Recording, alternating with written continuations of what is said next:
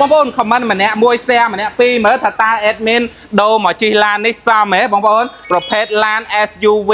7កៅអី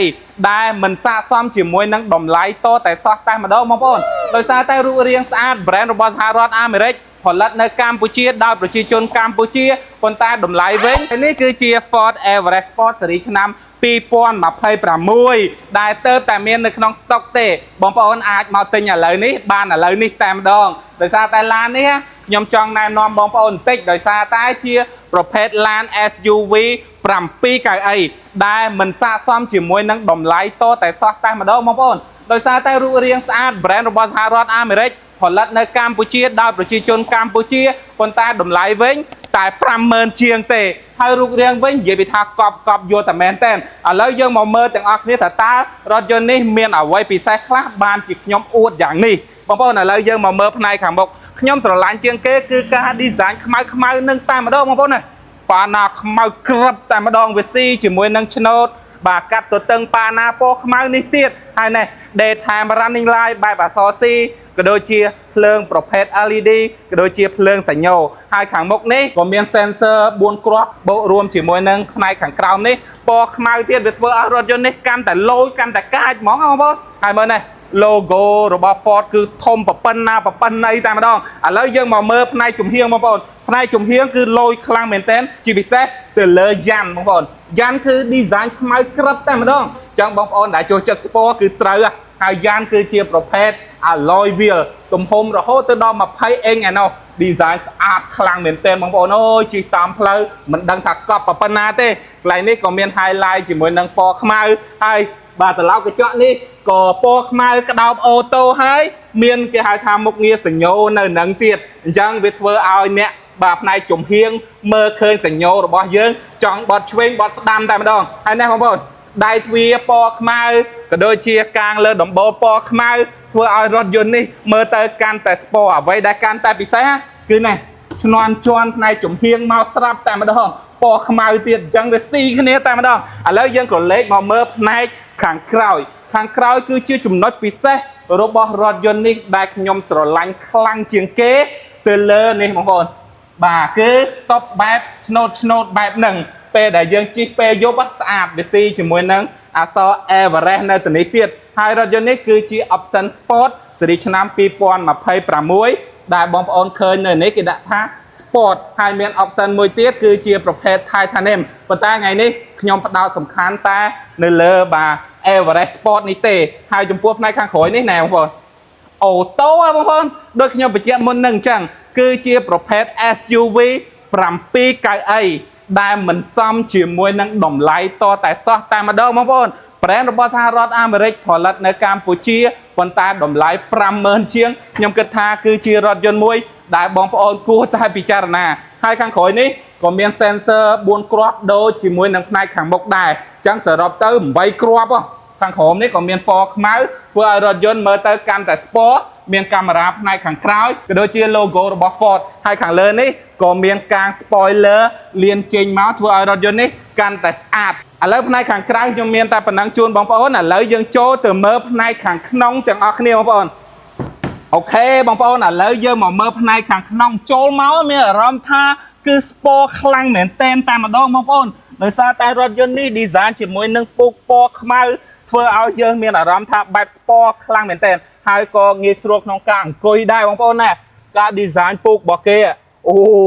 បងប្អូនអង្គុយដឹងតែមានផាសុខភាពហើយមានកន្លែងយើងសេរីទៅលើម៉ាស៊ីនត្រជាក់នៅកន្លែងនេះបាទក៏ដូចជាមានរុន USB Type C Type A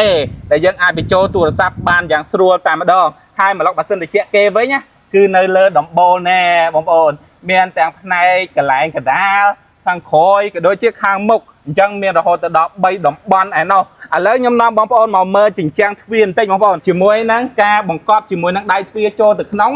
ធ្វើឲ្យរថយន្តនេះមើលទៅកាន់តែលយកាន់តែទាន់សម័យហើយកន្លែងនេះ lock ហើយនឹង unlock ណាបងប្អូនកញ្ចក់គឺពណ៌ខ្មៅស្រាប់តែម្ដងបាទពណ៌ខ្មៅស្រាប់តែម្ដងយើងគ្រាន់តែបើកបាទកៅអីនេះមួយមកហើយរុញមកមុខបន្តិចមកយើងអាចដើរចូលទៅផ្នែកខាងក្នុងបានតែម្ដងបាទអូខេឥឡូវយើងចូលទៅមើលផ្នែកខាងក្នុងកន្លែងអ្នកធ្វើដំណើរផ្នែកខាងមុខណាបងប្អូនគឺមានចំណុចពិសេសជាច្រើនជាពិសេសខ្ញុំស្រឡាញ់ជាងគេឆ្នាន់ជាន់នឹងតែម្ដង ពេលដែលយើងឡើងគឺស្រួលខ្លាំងមែនតើបងប្អូនឃើញទេបាទហើយមានដៃកាន់កន្លែងនេះទៀតអញ្ចឹងធ្វើឲ្យការឡើងរថយន្តរបស់យើងគឺងាយស្រួលបងប្អូននេះចាំមើលណាវ៉ាវកន្លែងដាក់កែវទឹកហ៎បងប្អូនហើយពេលដែលបងប្អូនអត់ចង់ដាក់ទេលឹបទៅវិញទៅហើយមានក្រូមេមួយឆ្នោតបូកជាមួយនឹងឈើក្រូមីកាកន្លែងនេះមើលទៅកាន់តែស្អាតហើយកន្លែងនេះក៏មានកន្លែងយើងដាក់បាទអីវ៉ាន់មួយចំនួនផងដែរណែបងប្អូនរុនម៉ាស៊ីនត្រជាក់បែបសម្បុកឃុំរបស់គេណាងាកមកកៅអីវិញបងប្អូនកៅអីគឺជាចំណុចមួយដែលពិសេសសម្រាប់រថយន្តនេះដោយសារតែប្រើជាប្រភេទអូតូទាំងសងខាងតែម្ដងអញ្ចឹងបងប្អូនចុចលើប៊ូតុងមួយនេះហើយសារ៉េបាទឆ្វេងស្ដាំឬក៏ទៅមុខទៅក្រោយអីលើប៊ូតុងនឹងទាំងអស់តែម្ដងហើយការធ្វើដំណើររបស់បងប្អូនណាមិនថាផ្លូវចិត្តផ្លូវឆ្ងាយទេគឺមួយអែមដោយសារតែពូកនេះងាយស្រួលក្នុងការអង្គុយក៏ដូចជាអង្គុយយូរវាអត់ក្តៅខ្នងទេបងប្អូនហើយណែបងប្អូនម្លុក Center Console ក៏ដូចជាតាប់ឡូនេះគឺស្អាតខ្លាំងមែនតើ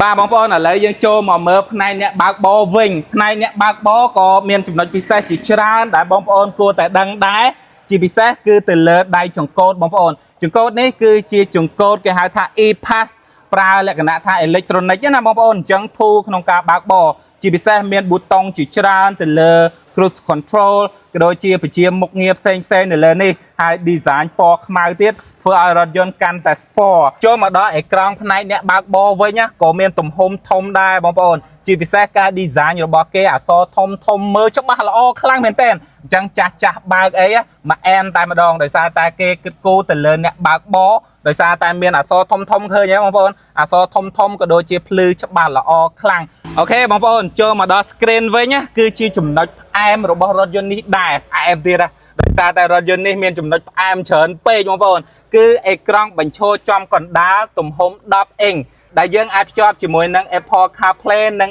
Android Auto ជាពិសេសពេលដែលយើងដាក់លេខទៅ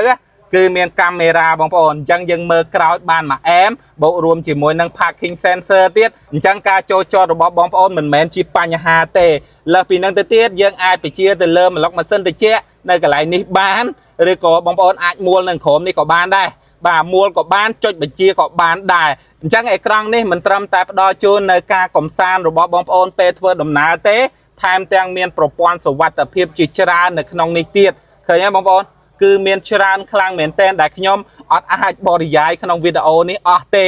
ហើយចំពោះនេះផ្នែកខាងក្រោមនេះគឺមាន wireless charge ដែលយើងអាចបញ្ចូលថ្មទូរស័ព្ទដោយមិនបាច់ប្រើខ្សែក៏ដូចជាមានរុន USB Type C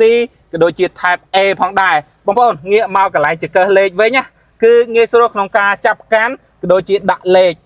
ខបានរលូនមែនទែនតែម្ដងដោយសារតែចង្កឹះលេខរបស់គេគឺជាប្រភេទ6វគ្គ DCT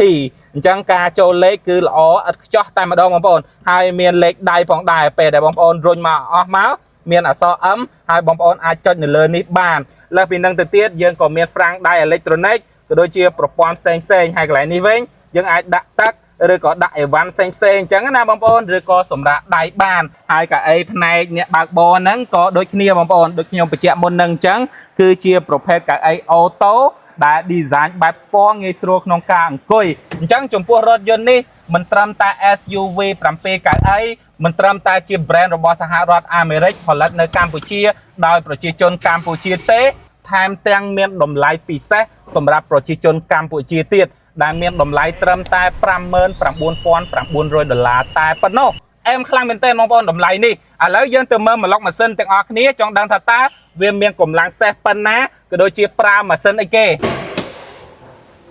អូខេបងប្អូនទាំងអស់គ្នាឥឡូវខ្ញុំចង់បញ្ជាក់អំពីម៉ាស៊ីនរបស់ Ford Everest Sport 2026នេះបន្តិចដោយសារតែបងប្អូនយើងឆ្ងល់ច្រើនណារថយន្តនេះគឺប្រើប្រាស់ជាមួយនឹងម៉ាស៊ីន Masood 2.0 មានតាក់បូហើយប្រើប្រាស់ជាមួយនឹង4ស៊ីឡាំងដែលអាចផលិតថាមពលបានខ្លាំងមែនទែនបងប្អូនរហូតទៅដល់107 PS ឯណោះបងប្អូនហើយកម្លាំងរមួលវិញគឺ405 Newton meters គូផ្គង់ជាមួយនឹងប្រអប់លេខ6វគ្គ DCT ទៀតអញ្ចឹងការបើកបររបស់បងប្អូនណាមិនថាផ្លូវចិត្តផ្លូវឆ្ងាយផ្លូវខេត្តផ្លូវក្រុងឬក៏បើកទៅណាទេគឺមកល្អឥតខ្ចោះតែម្ដងដោយសារតែប្រើប្រាស់ជាប្រភេទម៉ាស៊ូតណាបងប្អូនអញ្ចឹងហើយគឺសន្សំសំចៃខ្លាំងមែនទែនបងប្អូនហើយរថយន្តនេះតម្លៃដូចខ្ញុំបញ្ជាក់អញ្ចឹងត្រឹមតែ$59,900តែប៉ុណ្ណោះអញ្ចឹងប្រសិនបើបងប្អូនចង់បានរថយន្ត Ford Everest Sport 2026ដែលកំពុងតែមានស្តុកបងប្អូនទិញភ្លាមបានភ្លាមជិះយកទៅអួតអ្នកភូមិផ្លេតគឺអាចទំនាក់ទំនង Ford គ្រប់កន្លែងដែលមានរហូតទៅដល់8សាខាឯណោះឬក៏ទំនាក់ទំនងតាមរយៈលេខទូរស័ព្ទដូចមានបង្ហាញនៅលើអេក្រង់អញ្ចឹងវីដេអូថ្ងៃនេះ admin មានតែប៉ុណ្្នឹងទេសង្ឃឹមថាបងប្អូននឹងស្រឡាញ់ហើយកុំភ្លេចចុច like ចុច share ម្នាក់មួយផងអញ្ចឹងជាចុងក្រោយ admin សូមអរគុណសូមជម្រាបលា